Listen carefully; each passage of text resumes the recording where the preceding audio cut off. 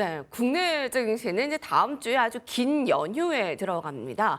다음 주에 미 증시 안에는 FOMC가 열리고요. 또 빅테크들의 실적 발표가 있는데 그것을 국내 시장은 반영을 하지는 못하죠. 자, 어떤 것 좀 주목을 해야 되는지 유한타증권 유동원 글로벌 자산 매번 본부장께서 자리했습니다. 본부장님 안녕하세요. 안녕하십니까. 네, 세계 경제인들이 모인 스위스의 다보스 포럼이 지금 진행 중인데 어떠한 이슈들 좀 주목을 해야 되는지 먼저 화면으로 준비를 해봤습니다. I'm also going to ask Saudi Arabia and OPEC to bring down the cost of oil. You got to bring it down, which frankly, I'm surprised they didn't do before the election. That didn't show a lot of love. That interest rates drop immediately, and likewise, they should be dropping all over the world. 사실 좀 아쉬워요. 그러니까 취임 이후에 이렇게 많은 발언들을 쏟아내고 또 네. AI 프로젝트 진행을 할 것이기 때문에 국내에도 반영될 게 많은데 자, 여튼 지금 S&P는 사상 최고가 흐름 이어가고요. 다소 이익 실현의 움직임이 있어도 이상하지 않을 분위기에도 이렇게 상승을 이어가고 있습니다. 미증시는요. 네. 지금 대통령이 취임하고 난 이후에 여러 가지 발언들이 나오고 있죠. 우리가 해석을 해야 되는 부분은 얼마나 매크로, 그러니까 전체적인 경제에 대한 영향을 미칠 것인가 하는 부분입니다. 그 부분이 아무래도 가장 중요한 부분이 인플레이션과 금리이겠죠. 결국 지금 얘기 나오는 게 이제 불법 이민이라든지 뭐 보편 관세 도입이라든지 이런 부분에 있어서 어떻게 정책을 펴나갈 것인가 하는 부분과 그다음에 아까도 방금 얘기 나왔지만 유가가 떨어져야 된다. 예, 그러면서 금리도 떨어져야 된다. 자, 이런 얘기가 나오고 있습니다. 자, 그래서 그 부분에 있어서 조금 이제 설명을 좀 해드리자면, 지금 S&P 500은 여기 나와 있듯이 전 고점을 뚫고 올라가는 듯합니다. 무슨 얘기냐면 작년 12월 달이었죠. 6,100포인트 근처 갔었다가 하락을 했는데 얼마나 하락했냐면 5% 정도 하락했습니다. 근데 그 하락이 한 달도 안 걸렸고 또다시 거의 2주 만에 다 되돌렸죠. 이게 무슨 얘기냐면 그만큼 시장이 살아있다라는 얘기고요. 그렇게 살아있다라고 해석을 하기 위해서는 결국은 금리가 앞으로 추가적으로 올라가지 않을 것이다 라는 해석이 나와야 됩니다. 만약에 불법 이민이라든지 보편 관세 이런 것들이 들어오게 되면 인플레이션을 자극하는 요소이긴데도 불구하고 금리가 최근 한번 보시면은 4.75%를 뚫고 올라가는 척 했었어요. 그렇지만 지금 밑으로 떨어지고 있죠. 결국 4.75를 뚫고 올라가지 않을 것이다라고 시장은 예측을 하고 있다라고 보시면 될 것 같습니다. 자, 그 이유는 우리가 예측하고 있는 이 인플레이션 수치가 최근 한 달 동안에 계속 올라가기만 했었는데 네.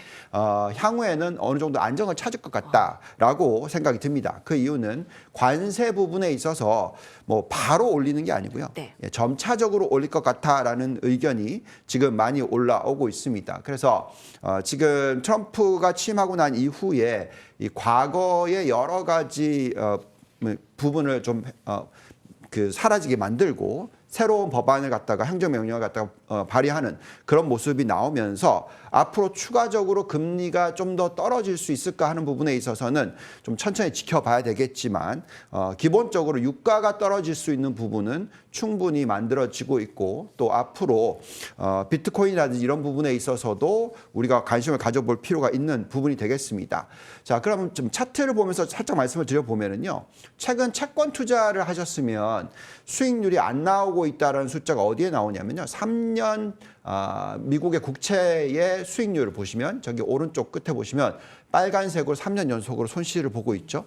그만큼 지금 이 장기채 투자하는 부분에 있어서의 수익률이 안 나온다라는 부분은 지금 금리 자체가 4.5%, 4.6%에 있는 것이 추가적으로 빠르게 10년짜리가 떨어지지 않을 거다라고 시장은 좀 예측하고 있다라고 생각합니다. 마찬가지로 인플레이션도 여러 가지 정책을 펴겠지만 그게 크게 빠르게 네. 금리가 떨어질 것 같아 보이지 않는다. 인플레이션이 빠르게 떨어질 것 같아 보이지 않는다라는 게 시장에 좀 반영이 되고 있다라는 겁니다. 여러 가지 부분을 다 감안했었을 때 앞으로는 이 금리가 안정을 찾는 부분에 오히려 더 우리는 초점을 맞춰야 될 것 같고요. 네. 이렇게 됐었을 때 결국은 이익이 어떻게 되느냐, 경기가 어떻게 되느냐 이런 부분이 더 중요해지는 그런 시나리오가 만들어지기 때문에 앞으로 정책적으로 어느 정도로 경기를 부양할지에 대해서 우리가 지켜봐야 될 것 같습니다. 네. 여러 트럼프 이슈 속에서도 미증시는 왜 이렇게 계속 오르나요? 라는 질문을 드리고 싶었는데 정말 명확한 답을 주셨습니다.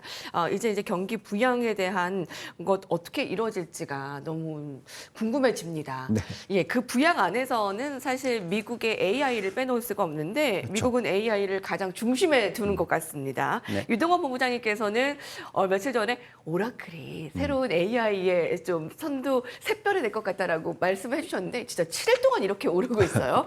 예, 트럼프가 메고 있는 스타게이트 프로젝트 어떻게 바라보고 계세요? 네, 네 오라클 예, 운이 좋았죠. 어쨌든 간에 우리가 들여다봐야 되는 것은 정확하게 트럼프 정권이 무엇을 추구하는지를 봐야 되는 거죠. 그래서 트럼프의 이 2.0 주목해야 될 업종 4가지를 놓고 우선 얘기를 시작해 보면 AI와 로봇이라는 게 있고요. 그다음에 또 에너지 산업에 대한 관심이 있고요. 또 우주에 대한 관심, 그리고 방사안에 대한 관심입니다. 자, 대표적으로 이 4가지 업종이 가장 큰 영향을 받을 것 같고요. 또 이 4가지 업종의 여러 가지 변화로 인해서 미국의 GDP가 상당히 좋게 나오는 그런 숫자가 앞으로 될 것이다라고 생각이 듭니다. 자, 과거에 이 인터넷 사이클이 들어왔었을 때 기억하시겠는지 모르겠지만 계속해서 이 침투율이 높아지면서 그만큼 효율이 높아졌고 생산성이 높아졌었어요. 지금은 이 챗GPT라는 것이 들어오고 있고 여러 가지 AI 관련된 애플리케이션이 들어오고 있는데 지금 쓰고 있는 수준은 전 세계적으로 겨우 3% 수준입니다. 예. 이 숫자가 앞으로 빠르게 올라갈 것 같고요. 여기에 따라서 가장 먼저 선두주자인 미국의 생산성이 빠르게 증가할 거다라고 예측을 저희는 하고 있습니다. 지금 생산성 추이를 보시면은 과거 인터넷 사이클 때 연간 단위로 2.4%씩 성장하는 것이 나왔었고요. 지금도 똑같은 숫자가 나오고 있는데 저 각도를 한번 보시면은 기울기가 굉장히 가파르죠. 예, 과거 2번보다 훨씬 더 가파릅니다. 저 숫자가 계속 이어진다 그러면 이번 사이클은 굉장히 강할 거라는 것이고요. 이것과 연결되어 있는 게 뭐 에너지 업종이든 방산이든 여러 가지 부분들이 다 연결되어 있습니다. 그래서 미국의 생산성이 앞으로 얼마나 중요해질 것인가 하는 부분에 있어서는 이미 2020년대부터 만들어지고 있는 숫자인데 한번 보시면은 지금 거의 전체 GDP 성장률의 70%가 이 생산성이 높아지면서 나타나는 현상이고요. 미켄지에서 얘기하는 것은 GDP의 영향을 2030년까지 약 16%포인트나 올려줄 거라고 얘기를 하고 있습니다.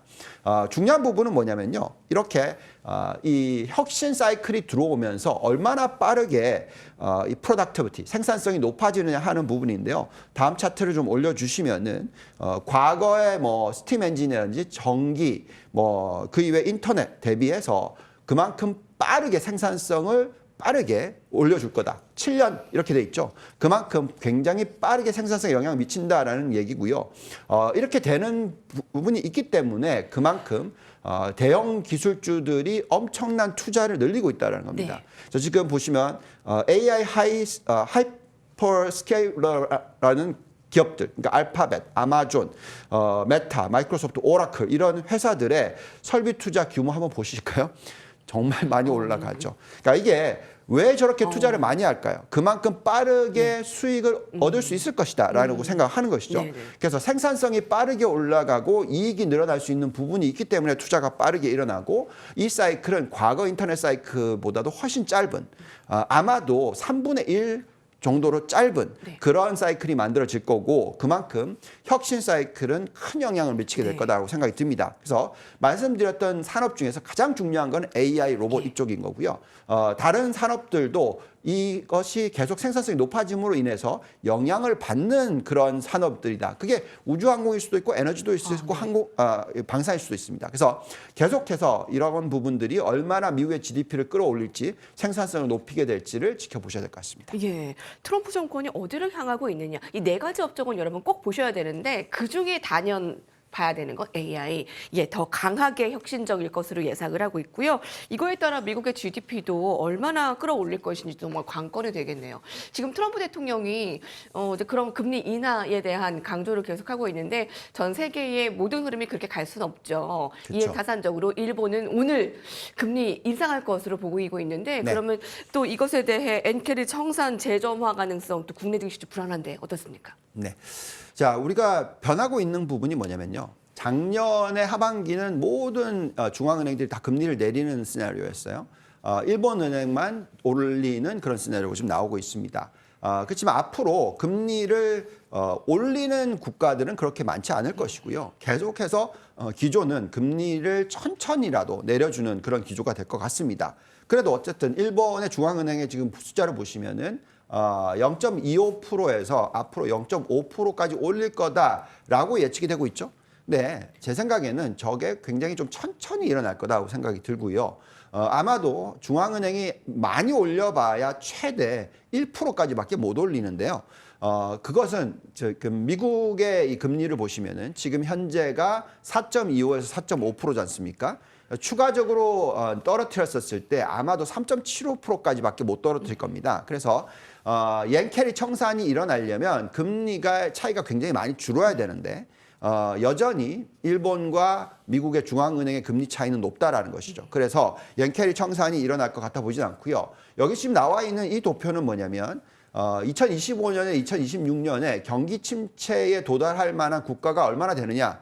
거의 없다. 예, 이건 무슨 얘기냐면 금리가 떨어진다 하더라도 천천히 떨어지는 것이고요. 올리는 국가도 조금씩 나올 수도 있다라는 부분을 생각해야 됩니다. 그래서 우리가 선택적으로 투자를 해야 되는데 중요한 것은 얼마나 이 재정을 쓸 수 있느냐, 얼마나 통화를 쓸 수 있느냐 했었을 때 미국은 지금 현재의 예대율이 굉장히 낮다라는 부분을 여러 번 말씀을 드렸죠. 지금 현재 대출을 해준 규모가 그렇게 크지 않아서 앞으로 추가적으로 대출을 많이 늘릴 수 있을 룸이 있다라는 겁니다. 그래서 미국 경제만큼은 계속해서 좋아진다. 지금 GDP 성장률 2.5%를 올해 달성을 충분히 할 수 있을 것 같다. 이런 부분을 감안하시면서 전체적으로 들여다보셔야 될 것 같습니다. 네. 자, 오늘의 끝으로 긴 설 연휴 자산 배분 전략은 유동원 본부장님과 함께 하시죠. 네. 네. 자, 자산 배분에 있어서 계속해서 우리가 말씀드리고 있는 것은 이런 금리에 대해서 관심을 가지시지만 실질적으로는 실적, 경기 이런 부분이 더 중요한데요. 그렇기 때문에 우리는 지금 미국과 일본에 대해서 초점을 많이 맞추고 이 두 국가가 AI에 가장 앞서 나간다라고 말씀을 드릴 수 있을 것 같습니다. 또한 지금 대형 기술주냐 중소형주냐 하는 질문에 있어서는 금리가 잘 안 떨어질 거라는 감안을 하신다면 여전히 대형주 위주의 투자가 중요한데요. 지금 보시면은 대형주의 이익 증가율이 훨씬 더 높다고 나옵니다. 또한 지금 여기 포트폴리오를 보시면 지금 IT 산업과 이 신성장 업종에 대해서 우리가 가장 초점을 많이 맞추고 있죠. 금리가 덜 떨어지는 환경 아래에서는 성장주 중에서도 이익이 늘어나는 성장주가 중요합니다. 근데 지금 AI 산업이 굉장히 사이클이 짧아지고 있다고 말씀을 드렸죠. 그렇다라는 것은 이익에 전가되는 부분이 굉장히 빠르게 일어날 거다라고 생각하시면 될 것 같고요. 그렇기 때문에 지금 AI 관련된 하드웨어, 소프트웨어 비중이 최고 65%까지 그리고 전체 성장률을 전체 투자 포트폴리오의 90%까지 많은 분들이 좀 비관적으로 보실 때는 가치주를 많이 사시지 않습니까? 저희는 더 이쪽을 줄였고요. 오히려 성장주를 더 많이 투자하고 이익 증가율이 빠르게 나타나는 기업들에 대해서 초점을 맞추시면 올해 수익률을 많이 끌어올릴 수 있지 않을까라는 기대를 가져봅니다. 네, 성장 더 끌어올려 주셨네요. 가치주를 좀 내리고. 예, 유한타증권 유동원 글로벌 자산배분 본부장님과 함께 설 연휴 전날 함께 했습니다. 명절 잘 보내세요. 고맙습니다. 감사합니다.